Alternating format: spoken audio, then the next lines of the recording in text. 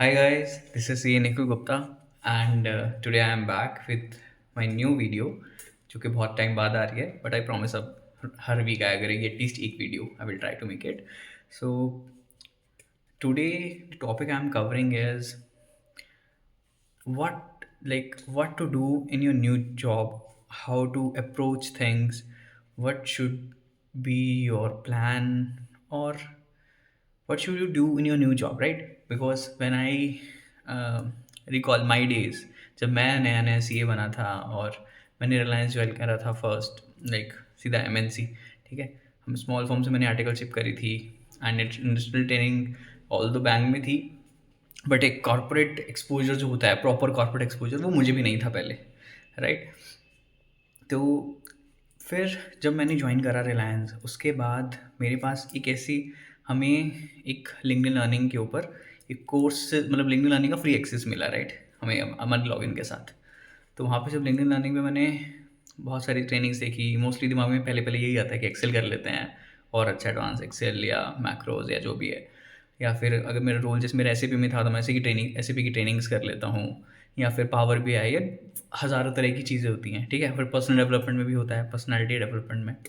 उस टाइम पे मेरे सामने एक वीडियो आई, बेसिकली वीडियो, मतलब एक क्लास था, पूरा कोर्स था, around 1 hour 2 hours, I don't remember, but बहुत अच्छा कोर्स था। और उस कोर्स का नाम था 30-60-90 प्लान फॉर न्यू जॉब।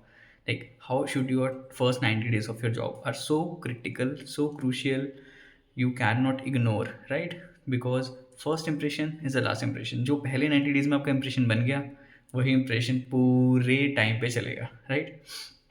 तो उस टाइम पे जो मैंने वो वीडियो से सीखा, उसके नोट्स बनाए। एक चीज़ मैं हमेशा ध्यान रखता हूँ कि जब भी मैं कुछ अ, अ, बना रहा हूँ, ठीक है, या कुछ भी सीख रहा हूँ, कंज्यूम कर रहा हूँ, मान लो वीडियो देख रहा हूँ, कोई कोर्स देख रहा हूँ, नोट्स बनाने बहुत ज़रूरी है, ठीक है। तो मैंने नोट्स बनाए एंड आज मैं आपके साथ वही शेयर करने वाला हूँ। ये इतना इंपॉर्टेंट क्यों है? बिकॉज जब आप एक अ, नई कंपनी में जाते हैं, ठीक है, एक नए रोल पे जाते हैं, उनकी आपसे कुछ एक्सपेक्टेशंस होती हैं, आपकी उनसे कुछ एक्सपेक्टेशंस होती हैं, ठीक है। और आपको कुछ नहीं पता भाई रोल क्या है, वहाँ पे लोग कैसे हैं, किससे क्या बात करनी है, कैसे अपने आप को इंट्रोड्यूस करना है, ठीक है। कहाँ बैठने की वैसी नर्वसनेस रहती है फर्स्ट डे पे, राइट। और मेरा तो ऑल्दो ऑफिस जो आना भी नहीं हुआ था, राइट, क्योंकि मेरा वर्क फ्रॉम होम था, लैपटॉप भी मुझे घर पे मिल गया था, बट सॉरी, घर पे नहीं मिला था रिलायंस का, तो मुझे जाना पड़ा था। बट हाँ, वो मेरा ऑफिस नहीं था, it was just a IT dispatch hub, जहाँ पे हम लोग अपने एसेट्स कलेक्ट कर सकते थे। तो वो जब वहाँ पे वो जो फर्स्ट 5 days 6 days 7 days की नर्वसनेस होती है, आप टीम में गए, टीम पर इंट्रोड्यूस किया, ठीक है, अच्छी बात है। अब आपको पता नहीं क्या करना है। आपको मान लो एक बड़ी असाइन हो गया, जैसे हमारे यहाँ तो बड़ी असाइन कर देते हैं कि भाई ये बंदा है। ऑल्दो मोस्टली मोस्ट टाइम्स क्या होता है कि आप इसका रिप्लेसमेंट हो, राइट। या पर स्टार्टिंग में जब आप फ्रेशर्स होते हैं तो आपको ऐसे रोल्स नहीं मिलते, आप किसी की रिप्लेसमेंट हो। जैसे मैंने कहीं लोगों को देखा है कि उनको ऐसा रोल मिलता है जो कि, मतलब वहाँ पे एक वैकेंसी थी नया, क्योंकि काम बढ़ गया इस वजह से नया बंदा लेके आ रहे हैं, राइट। तो ऐसा ही कुछ था हमारे यहाँ, क्योंकि काम बढ़ गया है और लेके आ रहे हैं नया बंदा। तो नई किसी हम I was aligned with one person in my team and उसके साथ रह के अब आप वो जो बोलेगा वो कर रहे हो, आपको कुछ क्लैरिटी नहीं है आपको क्या करना है, राइट। आपको उससे क्या क्वेश्चंस पूछने हैं, सबसे इंपॉर्टेंट चीज़ आपको पता ही नहीं आपको पूछना क्या है, राइट। लोग बता देंगे क्योंकि मैनेजर के पास टाइम नहीं होता। मैं I was working previously in Reliance, I was working in H D F C, I am working in Genpact, right. But कहीं हर जगह ही मैंने यही देखा कि मैनेजर्स आपको बहुत कुछ, जब जिस दिन आपको ऑनबोर्डिंग होता है, ओरिएंटेशन होता है, खुश खुश हैं भाई हमारी नई जॉब लग गई, वी आर हैप्पी, ठीक है।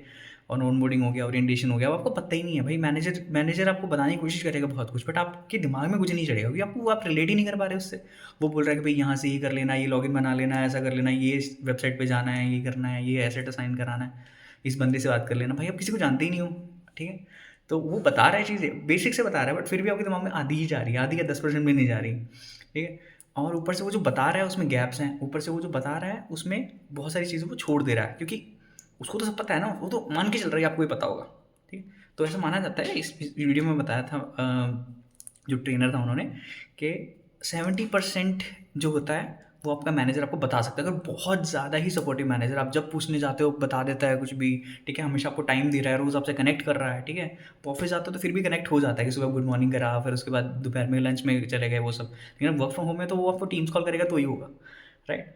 तो अब वो ज़माने ऑल्दो गए वैसे, क्योंकि वर्क फ्रॉम होम कई लोगों को मिल नहीं रहा है, हाइब्रिड तो होता ही है, बट फिर भी अब इस वजह से एक गैप क्रिएट हो जाता है आपके और मैनेजर के बीच में, और वो जो बड़ी है आपका, वो आपके बीच में, वो अब आपका बॉस बन गया एक तरह से, ठीक है। वो फिर चाहे वो जो काम बताएगा आप करोगे, वो जैसा बताएगा वो करोगे, वो सब जो है ना आपकी आपकी ग्रोथ को हैम्पर कर सकता है, ठीक है। तो इसीलिए अम, आज हम जानेंगे कि हमें क्या क्या करना चाहिए, कैसे हमारा अप्रोच रहना चाहिए। ये वीडियो थोड़ा लंबा हो सकता है, but I will really say it will be worth it, right? Because जो आपका करियर है ना, फर्स्ट 90 डेज़ के अंदर आप समझ जाओगे आपको कैसे अप्रोच करना है, क्योंकि आप जब अब टाइम निकल जाएगा ना, उसके बाद पता चलेगा कि भाई इस टाइम की भी इतनी वैल्यू थी, राइट? तो सबसे पहले तो कोई भी जॉब पे जाते हो आप, हर जगह ना एक इंटरनल नॉलेज शेयरिंग पोर्टल होता है, या फिर एक ड्राइव होती है, शेयर ड्राइव होती है, टीम्स चैनल होता है, कुछ भी हो सकता है, ठीक है। जहाँ पे सबका डेटा रखा हुआ है, सबका डेटा रखा हुआ है। हो सकता है आपको सबको एक्सेस ना मिले, जैसे अगर हम लोग जनपैक में क्लाइंट्स सर्व करते हैं, अब मैं अगर एक ऑस्ट्रेलिया कंट्री में काम करता हूँ, तो मेरे को बाकी कंट्रीज का एक्सेस नहीं होगा, ठीक। लेकिन ऑस्ट्रेलिया का डेटा तो मुझे एक्सेस मिलेगा, क्योंकि मैं उसमें काम कर रहा हूँ ना, मेरे को पता कैसे होगा अगर मुझे एक्सेस ही नहीं होगा तो। वो सबसे पहले पता कर लो वो कौन सा पोर्टल है, ठीक है।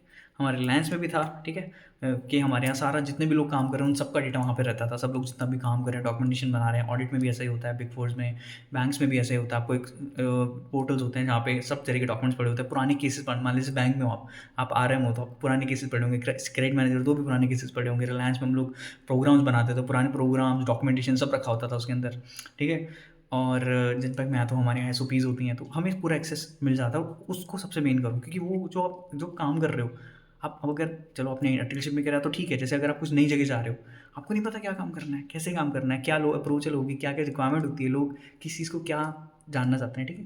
तो ये चीज़ है। और दूसरी बात है कि आपको पता होना चाहिए कि आपकी ऑर्गेनाइजेशन में आप कहाँ पे स्टैंड करते हो, ठीक है।